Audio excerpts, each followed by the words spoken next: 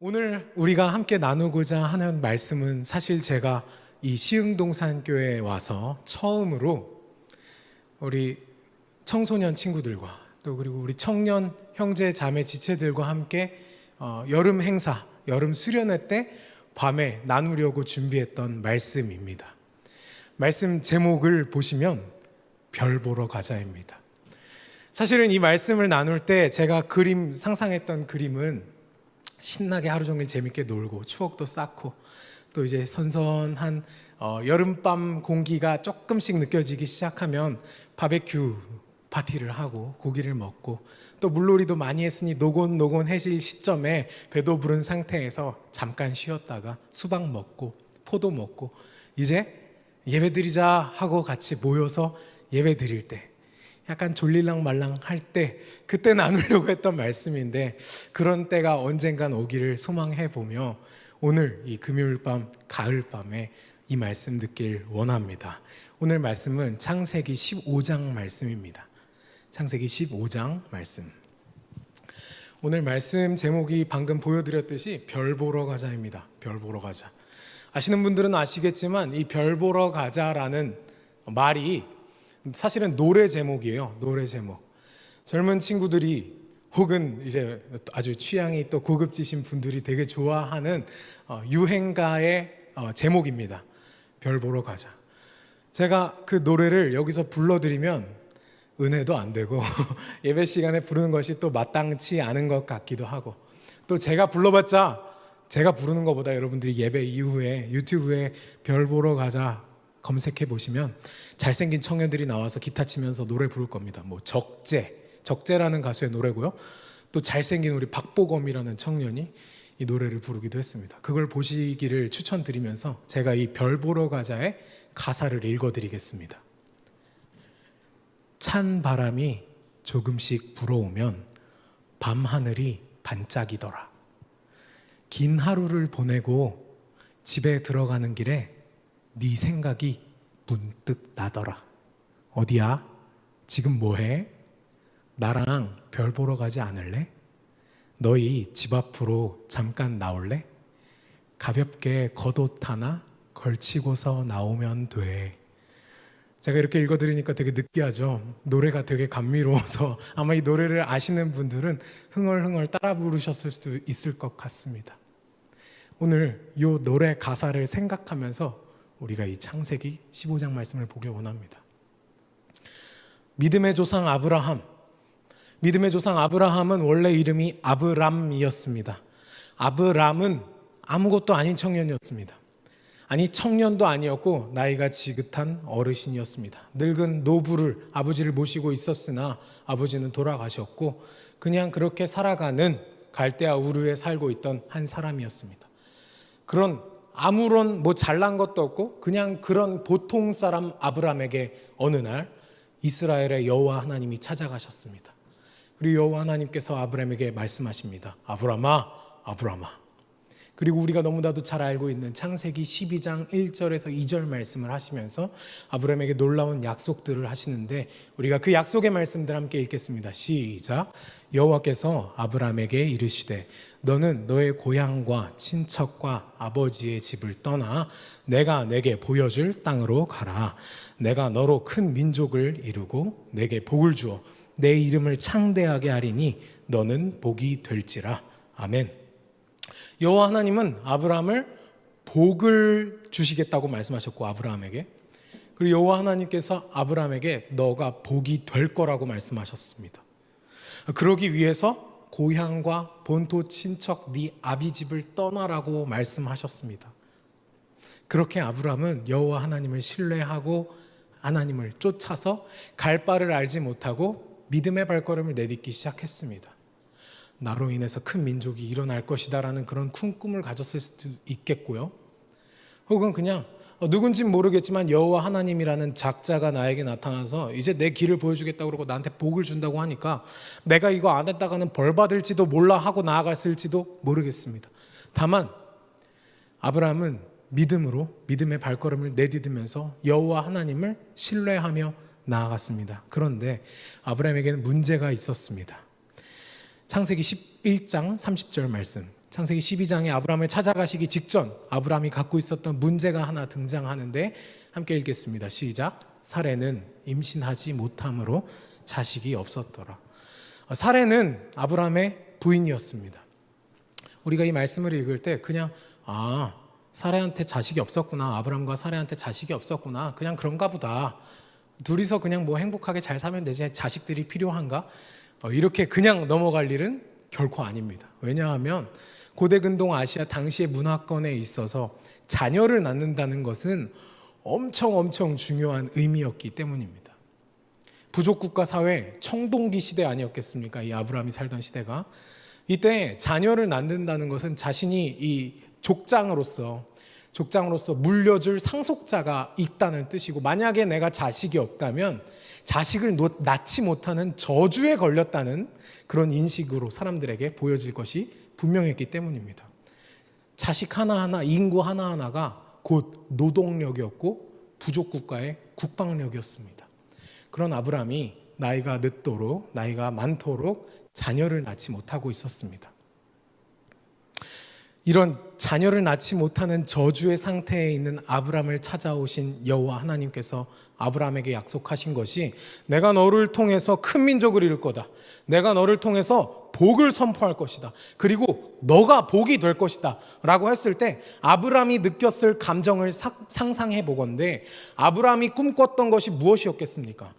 우리 부족이 아주 건강하고 동네에서 아주 유명한 부족이 되겠다, 아주 건강한 나라가 되겠다, 이런 꿈을 꿨겠습니까? 아니면 우리가 부유하고 남들 부럽지 않은 괜찮은, 남들에게 인정받는 그런 부족이 되겠다, 이런 꿈을 꿨겠습니까? 사실 아브라함 개인으로 바라보자면 아브라함이 꿈꿨던 복은 단 한 가지, 자식을 낳는 거였습니다.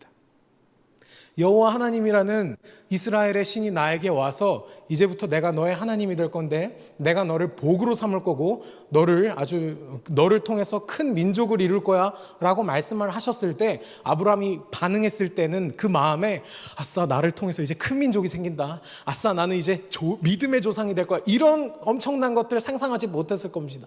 다만 나는 아직 자녀를 낳지 못하고 있는데, 아이가 태어나지 않고 있는데 아이가 생길 수도 있겠구나, 내 아들이 태어날 수 있겠구나. 아브라함이 꿈꿨던 복은 단지 그냥 내가 상속자로서 택할 수 있는 내 몸에서 태어난 내 아들 하나 낳는 것, 그거 하나였을지도 모르겠습니다. 그러나 아브라함이 꿈꾼 복은 쉽게 그를 찾아오지 않았습니다. 하나님과 동행하면서 약속의 땅을 향해 뚜벅뚜벅 정진했고, 또 그 가운데 애굽에 가서 별일 다 겪고, 또 조카 롯이 사로잡혀가서 전쟁까지 치러가면서 하나님과 동행했습니다. 아브라함은 그렇게 하나님과 동행하면서 하나님이 주실 복을 기다렸습니다. 그런데 그러던 어느 날 두려움이 찾아왔습니다. 아브라함을 찾아온 두려움이 아브라함을 완전히 감쌌고, 아브라함이 낭망하고 넘어지고 심각한 우울한 상태에 빠졌던 것 같습니다. 그 말씀이 오늘 창세기 15장 1절에 등장하는데요, 함께 읽도록 하겠습니다. 아브라함의 심정을 생각하시면서 한번 읽어보시죠. 시작. 이후에 여호와의 말씀이 환상 중에 아브라함에게 임하여 이르시되, 아브라함아, 두려워하지 말라, 나는 내 방패요 너의 지극히 큰 상급이니라. 아브라함이 심각한 두려움에 빠졌고, 지금 하나님이 갑자기 환상 속에서 아브라함을 찾아가셔서 달래주고 계십니다. 사실 이 직전을 보시면 창세기 14장은 전쟁에서 승승장구해가지고 멜기세덱이라는 왕이 나타나서 대제사장 멜기세덱이 아브라함을 축복하고 앞으로 너 승승장구할 거야, 하나님의 복이 너와 함께 할 것이다, 이렇게 얘기를 했는데, 그런데 갑자기 이런 우울감에 빠져들게 되고, 갑자기 이런 두려움에 사로잡힌 아브라함을 하나님께서 찾아갔습니다. 아브라함을 휘감쌌던, 아주 덮쳐버렸던 그 두려움이 뭐였을까요? 2절과 3절 말씀에 아브라함이 두려워했던 것이 나타나고 있습니다. 우리 함께 2절과 3절 아브라함이 무엇을 두려워했는지 찾아보며 읽겠습니다. 시작. 아브라함이 이르되, 주 여호와여, 무엇을 내게 주시려 하나이까? 나는 자식이 없사오니 나의 상속자는 이 다메섹 사람 엘리에셀이니이다. 아브라함이 또 이르되, 주께서 내게 씨를 주지 아니하셨으니 내 집에서 길린 자가 내 상속자가 될 것이니이다. 아브라함이 여호와 하나님께 고하고 있는 두려움은 바로 이것입니다. 상속자가 없다. 자식이 없다. 여호와 하나님 나한테 복을 주시겠다고 했고 나를 통해서 큰 민족을 이루겠다고 약속하셨는데 내가 그거 믿습니다. 그런데 아직 씨가 없는걸요. 자식이 없는걸요. 내가 이걸 누구한테 물려줘야겠습니까? 상속자가 없습니다. 라고 말합니다. 사실 아브라함은 여호와 하나님의 말씀과 약속, 창세기 12장 1절에서 2절에 와가지고 여호와 하나님께서 아브라함에게 하시는 말씀을 믿을 수밖에 없었을 겁니다. 아니, 믿기라도 했어야 할 것이었습니다. 왜냐하면 아브라함은 지금 나이가 늦도록 자녀를 낳지 못하고 있었고 이제 곧 언제 죽을지도 모르는 그런 상황 가운데 상속자가 없었기 때문에 그 마음에 두려움이 있었고 그 두려움을 해결해 줄 누군가가 나타나서 내가 너를 통해서 큰 민족을 이룰 거다라고 말해줬을 때는 아브라함 마음 가운데 위로가 있었을 것이며 한 가닥 희망이 보였을 겁니다. 내가 이 이스라엘의 여호와 하나님을 이렇게 강하게 붙잡으면 하나님이 나에게 자녀를 주시겠구나. 근데 붙잡고 여러 가지 역경들을 통과하는데도 계속해서 자녀는 태어나지 않았습니다. 그러니 아브라함에게 찾아온 두려움이 있었던 것이었죠. 여러분, 여전히 저주가 떠나가지 않았습니다. 하나님을 만나기 전부터 가지고 있었던 자녀가 태어나지 않는 저주가 하나님을 만나면 해결될 줄 알았는데 해결이 됐습니까? 안 됐습니까? 안 됐습니다. 전혀 안 됐고 아이가 태어나지 않습니다. 두려움이 사라지고 믿음만 생기고 여호와 하나님 바라보면서 묵묵히 나아가다 보면 하나님이 언젠간 약속하신 것을 주시겠지라고 우리가 잠깐 생각을 할 수 있을지 모르겠으나 여전히 우리가 땅에 발을 딛고 살아가고 있기 때문에 현실을 보게 되는 거죠. 자녀가 안 태어나는 거 아닌가? 사실 다른 의미가 있는 건 아닌가? 하나님이 약속하신 걸 내가 그냥 고지고대로 이해를 해갖고 조금 잘못 이해한 거 아닐까? 그래서 아브라함은 이런 결론을 내렸습니다. 혹시 엘리에셀인가? 우리가 방금 읽었던 창세기 15장 2절에서 3절에는 아브라함이 정말로 믿고 의지했던 한 종이 등장합니다. 그 사람은 바로 다메섹 사람 엘리에셀이었습니다. 엘리에셀은 아브라함의 종이었는데 아브라함은 이 엘리에셀을 되게 믿고 의지했습니다. 그래서 이 엘리에셀에게 사실은 내가 자녀를 낳지 못하면 상속하겠다. 너를 내 상속자로 삼겠다. 준비를 모두 마쳤던 것 같습니다. 여호와 하나님께 하나님 나한테는 다메섹 사람 엘리에셀이라는 아주 괜찮은 종이 있거든요. 이 사람한테 물려주렵니다 라고 얘기합니다. 여러분 엘리에셀의 이름의 뜻이 무엇인지 아시나요? 하나님이 도우신다입니다. 지난주 주일 말씀에 나사로 기억하시죠? 거지 나사로. 그리고 죽었다 살아난 나사로도 여러분 아시죠? 그 나사로가 헬라어인데 그 헬라어 이름을 히브리어로 바꾸면 이 엘리에셀입니다. 하나님이 도우신다. 아브라함은 하나님이 도우신다라는 이름을 가진 이 엘리에셀한테 상속할 아주 그럴듯한 계획을 세웠습니다. 이 엘리에셀이라면 내가 믿을만 해. 내가 모든 것을 줄만 해.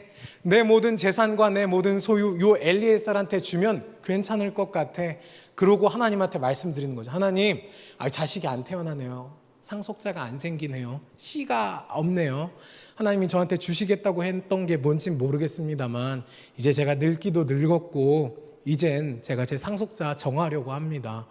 엘리에셀 어떠세요? 하나님 엘리에셀 알죠? 제 종인데 꽤 괜찮은 녀석이에요. 이 녀석 제가 제 상속자로 삼겠습니다 라고 아브라함이 하나님께 말한 거죠. 그런데 여호와 하나님께서 아니라고 말씀하십니다. 우리가 함께 창세기 15장 4절 말씀 하나님의 단호한 거절의 말씀을 읽겠습니다. 시작.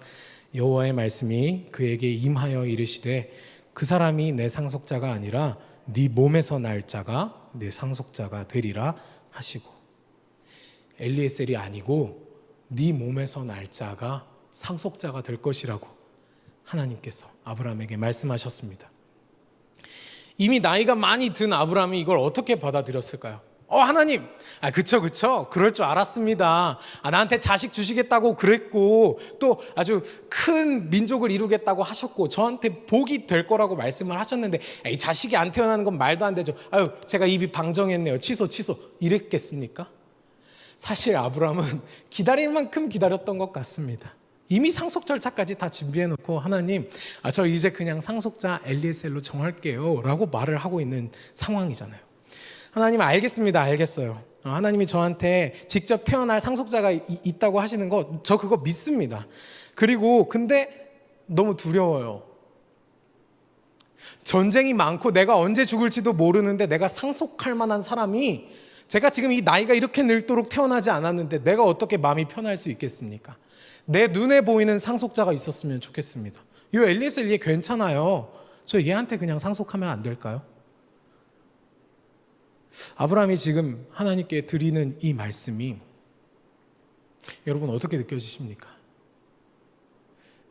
하나님 그냥 아들 안 주셔도 괜찮아요. 저한테 태어날 어떤 자녀, 제가 늙어서 뭐 애를 낳겠어요. 그냥 엘리에셀한테 상속하면 안 될까요? 여러분, 이런 아브라함의 모습이 혹시 믿음 없음으로 비춰지십니까? 어딜 감히 여호와 하나님한테, 여호와 하나님이 큰 민족 주시겠다고 그랬으면 그걸 믿고 따라야지, 왜 거기서 엘리에셀 얘기는 무슨 엘리에셀 얘기야? 이렇게 생각하십니까? 혹은 자신을 사로잡고 있는 그 저주로부터 벗어나려고 아주 이기심에 똘똘 뭉쳐갖고, 하나님 저 아들 같은 거 필요 없어요. 그냥 제 눈앞에 있는 계산이 서는 상속자가 있었으면 좋겠습니다. 요 엘리에셀 내가 믿고 아주 맡길 수 있어요. 요 엘리에셀로 할게요. 이런 이기심이 비춰지십니까? 아니면 그 누구도 헤아릴 수 없는 아이를 낳지 못하는 그 저주의 고통으로부터 너무 힘들어하면서 눈물로 얼룩진 처절한 신음소리, 신음의 목소리로 들리십니까? 놀랍게도 위로가 되는 것은 아브라함이 이렇게, 하나님 저 그냥 엘리에셀한테 상속하면 안 될까요? 라고 말하는 이 모습을 하나님께서 너 왜 이렇게 믿음이 없냐? 진짜 안 되겠네? 라고 하지 않으시고 이 연약한 투정을 믿음으로 보셨습니다. 그리고 여호와 하나님께서 아브라함의 이 연약하고 여린 믿음을 의로 여기십니다. 창세기 15장 6절 말씀을 함께 읽겠습니다. 시작. 아브라함이 여호와를 믿으니 여호와께서 이를 그의 의로 여기시고. 한 번 더 읽겠습니다. 아브라함이 여호와를 믿으니 여호와께서 이를 그의 의로 여기시고. 아브라함이 이렇게 여린 마음에, 또 상처받은 마음에, 그리고 그 아이를 낳지 못하는 고통의 신음소리를 하면서 하나님께 여린 투정을 하고 있고 연약한 모습을 보이고 있지만, 아브라함은 여전히 하나님을 향한 믿음을 거두지 않았고, 그렇다고 해서 이 여린 투정을 보면서 너는 정말 믿음이 있긴 한 거니? 너 그렇게 불평불만해도 되는 거야? 하나님이 그렇게 하지 않으시고 그 여린 마음 깊숙이 있는 순수한 믿음을 보시고 하나님께서는 의로 여기셨습니다. 아브라함 마음속 깊숙이에 너 의심하는 거냐? 이런 말씀하지 않으시고 그 아브라함 깊숙이에 여전히 하나님을 신뢰하고 있는 그 믿음을 발견하시고 그 믿음을 의로 여기셨습니다. 그러더니 이 아브라함이 지금 너무 힘들어하는 것 같으니까, 너무 우울해하는 것 같으니까 한마디 하셨는데, 그 한마디가 뭔지 아십니까? 별 보러 가자. 나랑 별 보러 가지 않을래? 우리 창세기 15장 5절 말씀 읽겠습니다. 시작. 그를 이끌고 밖으로 나가 이르시되 하늘을 우러러 뭇 별을 셀 수 있나 보라. 또 그에게 이르시되 네 자손이 이와 같으리라. 야, 아브라함아 잠깐 나와볼래? 잠깐. 밖이 추우니까 가볍게 겉옷 하나 걸치고 나오면 된다. 보여줄 게 있어. 보여줄게. 뭐냐면, 그리고 하늘에 수놓인 그 까만 하늘에 이렇게 박혀있는 별들을 보여주신 거죠. 메소포타미아 광야의 끝없는 밤하늘에 수놓인 별들을 보면서 아브라함의 마음이 어땠을까요? 황홀했을 것 같습니다. 여러분, 그런 밤하늘 보신 적 있으십니까? 금방이라도 쏟아질 것만 같은 별들을 바라보신 적 있으십니까? 캄캄한 하늘을 보고 있으면 아득해질 만큼 보고 있다가 별이 진짜 이렇게 쏟아지는 거 아닌가? 라고 느껴질 정도의 밤하늘을 보신 적 있으십니까? 사실 우리가 요즘 이 시흥에서만 해도 그런 하늘을 보기가 쉽지 않죠. 어디 저기 별 볼 수 있는 전망대 가야, 어디 천문연구소 가야 그런 별들을 볼 수 있을지도 모르겠습니다. 저는 한번 그런 별을 본 적이 있습니다. 대학생 때 봉사활동을 떠났었어요. 믿지 않는 친구들과 크리스찬이 아닌 사람들과 함께 몽골로 갔었습니다. 몽골 하면 또 별 아니겠습니까? 몽골의 사막에서 하늘을 올려다 봤는데 태어나서 그런 건 처음 봤습니다. 무서울 정도로 그 압도되는 별들, 쏟아질 것 같은 별들, 손에 잡힐 것만 같은 은하수를 저는 봤습니다. 아브라함이 아마 그때 그런 별들을 보지 않았을 거예요. 약 5천 년 전이니까 공해도 덜했을 거고, 또 전기가 있었겠습니까? 뭐 등유 횃불들이 막 넘쳐나고 가로등이 있었겠습니까? 그런 거 없었잖아요. 그냥 밤하늘에 하나님이 불러서 잠깐 밖으로 나갈까 하고 별들을 보여주시는데 얼마나 많았을까요, 별들이. 여러분, 별은요 참 신비롭고 낭만적인 겁니다. 그래서 우리가 다 이해할 수도 없고 상상할 수도 없는 그 우주라는 공간에 펼쳐져 있는 별들을 바라보고 있노라면 우리가 별 상상을 다 하게 됩니다. 저 별들에 혹시 외계인 살고 있는 거 아닌가? 혹시 저 별에 나와 같은 생명체가 우리 지구별을 바라보면서 어떤 생각을 하고 있을까? 이런 상상을 할지도 모르고요. 또 옛날 사람들은 그 별들을 보면서 점괘를 보기도 했잖아요. 별자리를 보면서 내일의 명운이 어떻겠구나 점을 치기도 하고 운을 점치기도 했습니다. 그렇게 별은 신비로운 대상입니다. 고대로부터 별은 사람들의 상상력을 자극했던 것이죠. 그리고 또한 별과 별자리는 사람들의 내비게이션이기도 했습니다. 밤하늘에 밝게 빛나는 북극성은 그 옛날 내비게이션도 없고 지도도 없었던 시절 사람들의 나침반이 되어 주었고, 또 별자리의 위치를 보면서 내가 여기로 가야겠다, 내가 저기로 가야겠다, 그런 별자리들, 물고기 자리, 물병 자리, 뭐 별 황소 자리, 이런 자리들을 보면서 사람들은 표지판을 삼아서 내가 이쪽으로 가야겠다, 저쪽으로 가야겠다 정하기도 했습니다. 별은 그런 거였습니다. 다시 하나님께서 아브라함에게 별을 보여주시는 장면으로 돌아와 보시죠. 하나님께서 아브라함한테 별 왜 보여주셨을까요? 여러분 한번 지금 잠깐 상상해 보시겠습니까? 아브라함이 지금 극한의 우울감에 빠져 있는데 왜 하나님께서 갑자기 나랑 별 보러 가지 않을래? 하고 별을 보여주셨을까요? 예쁜 거 보고 힐링하라고 보여주셨을까요? 아니면 자식이 언제 태어날지 그 점괘를 보여주려고, 야, 저 별을 봐라, 6월, 저 별을 보니까 13일, 한 6월 13일 정도에 태어나겠구나, 그런 얘기하려고 하나님께서 부르셨겠습니까? 아니었습니다. 하나님께서 아브라함에게 별을 보여주신 이유는 하늘에 펼쳐진 약속들을 보여주기 위하셨었습니다. 온 우주를 창조하기 전부터 계획하시고 인도하시는 여호와 하나님의 위대하심과 광대하심과 신실하심을 별들을 통해 보여주길 원하셨습니다. 당장 내 재산과 소유를 물려줄 상속자가 없어서 두려워서 신음하는 아브라함을 위로하기 위해서 별들을 보여주신 겁니다. 야, 아브라함아, 저 수많은 별들을 봐라. 야, 별 진짜 많지. 야, 너 이거 별 셀 수 있어? 창세기 15장 5절에 나오죠. 이 뭇 별들을 셀 수 있나 보라. 너 이거 별 셀 수 있어? 야, 못 세겠지. 진짜 많지. 야, 별 진짜 많다. 근데 난 셀 수 있다. 난 셀 수 있어. 나 왜 셀 수 있게? 저 별들 내가 만들었거든. 저 별을 창조한 하나님이 바로 나 여호와 하나님이야. 여호와 하나님께서 아브라함을 부르시고 그 별들을 보여주신 이유는 분명했습니다.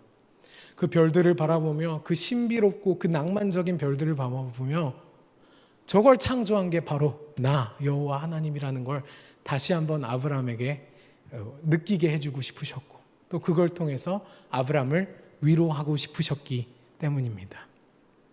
그리고 이렇게 말씀하시는 거죠. 아브라함아, 별들 진짜 많지. 못 세겠지. 나는 저거 셀 수 있거든.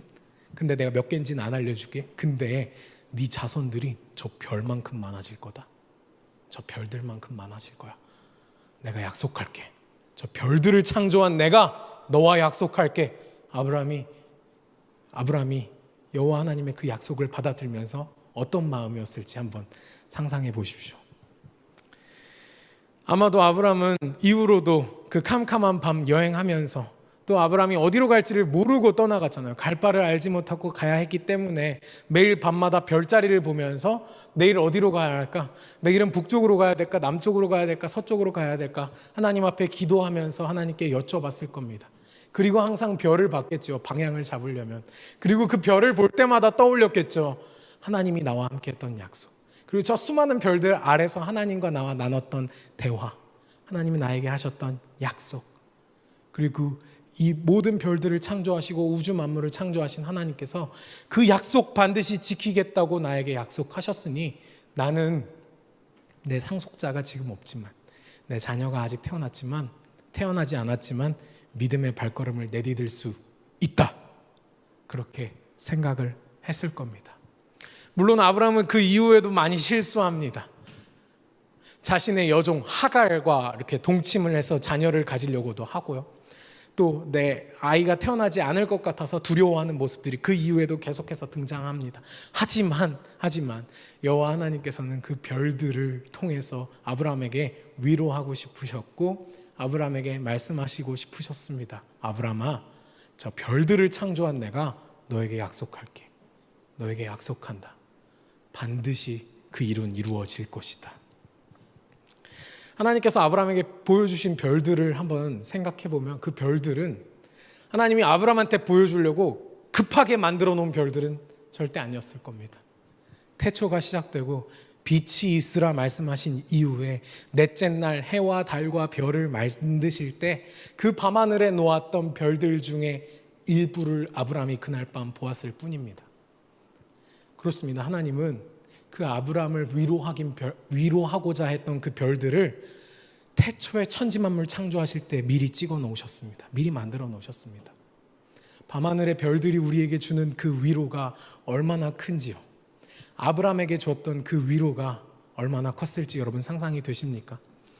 또한 하나님께서 그 창조하셨던 별들을 시간이 흐르고 흘러서 다윗도 봤습니다. 다윗. 우리 함께 시편 8편 3절을 읽겠습니다. 시작.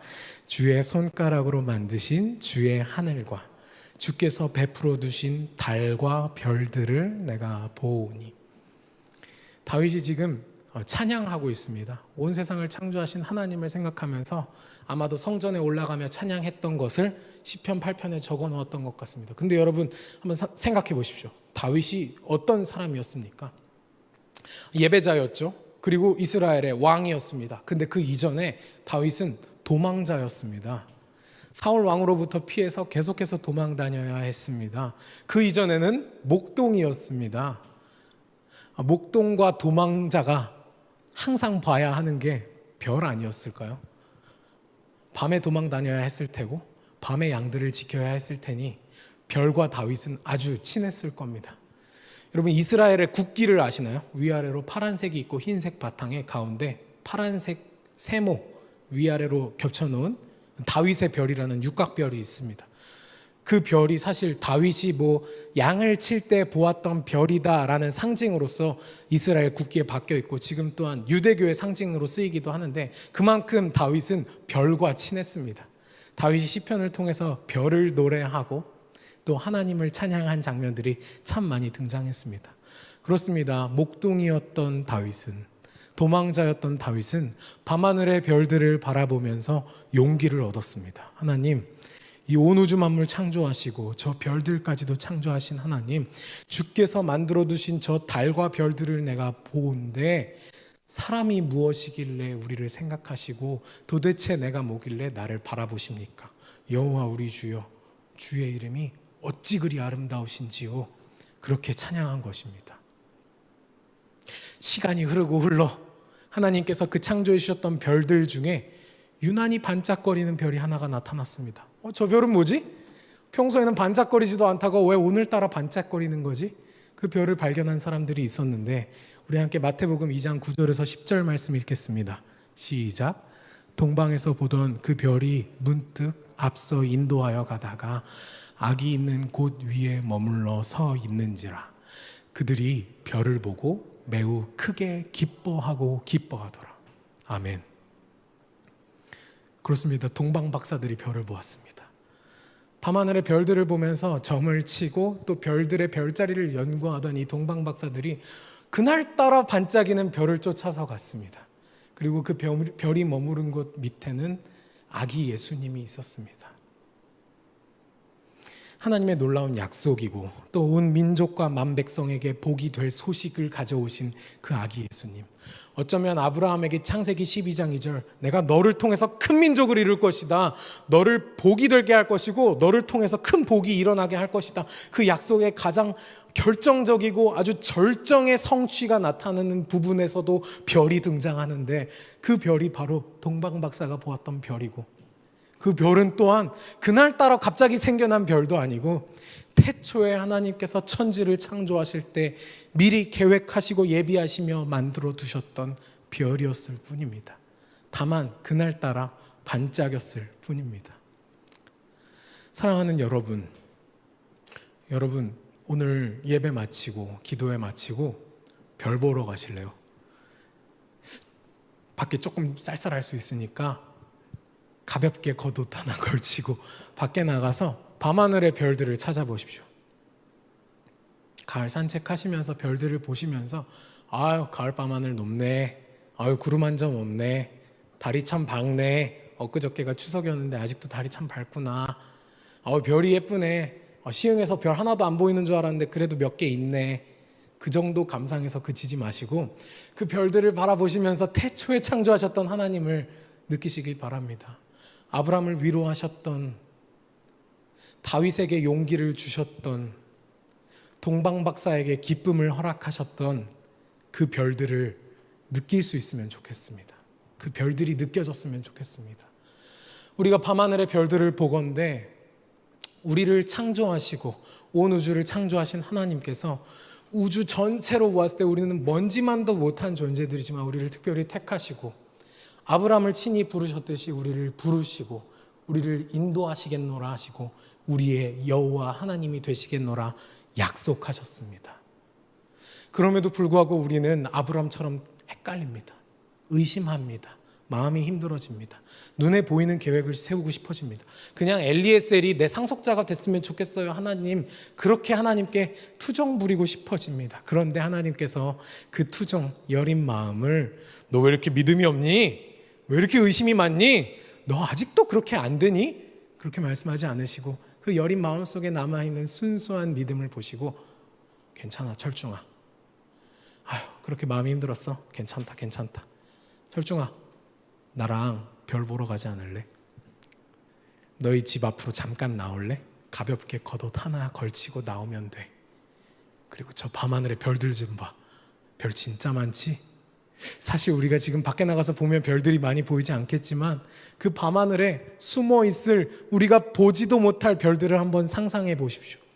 그 별들, 하나님께서 태초에 천지를 창조하실 때 미리 거기에 두셨던 그 별들, 그 별들을 상상하시면서 아브라함이 얻었던 위로를 얻으시길 바랍니다. 다윗이 얻었던 용기를 얻으시길 바랍니다. 동방박사가 느꼈던 그 기쁨을 회복하시길 바랍니다. 그 위로와 용기와 기쁨을 오늘도 우리에게 동일하게 허락하시며 그 옛날의 별들 아직도 하늘에 띄워놓으신 우리 여호와 하나님을 찬양하며 이 시간 간구하며 주님 앞에 나아갑시다.